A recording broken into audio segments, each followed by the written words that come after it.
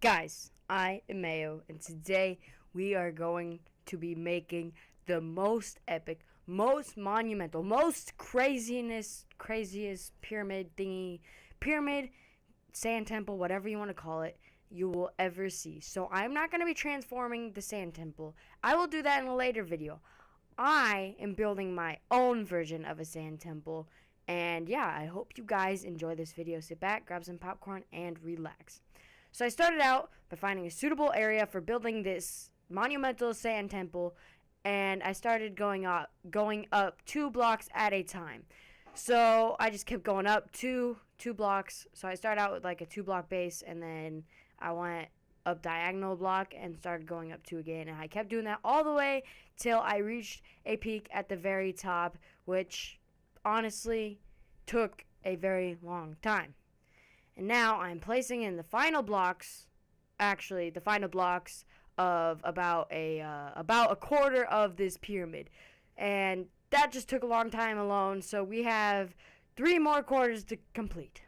Now, completed the pyramid, and that took absolutely ages. But we are moving on. And as you can see, this scene, whatever you want to call it, I am adding in some TNT. This TNT is to create like a ravine. There's a little step that I really enjoy, so I decided to make a little ravine, I guess you could say. And inside that ravine, I added some chains going out on either side. And on top of one of the chains, on both of the chains, I decided to add a floating island. And on both of them, one was bigger than the other. I decided to build the smaller one first, so yeah.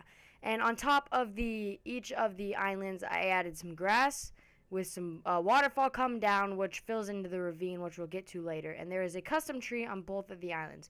So as you can see, this is the ravine filled with water and both of the floating islands. I decided to add in a noticeable bridge, so it just adds on to the pyramid so it looks good. Now, as you can see, finish the bridge, floating islands, and ravine is completely done. Well, not ravine, but little area. And as you can see, underneath the bridge, I added in 3 little supports, so it was more realistic, that held up the bridge. And from the beginning of this scene or whatever, you can see that I added a ginormous entrance onto the pyramid.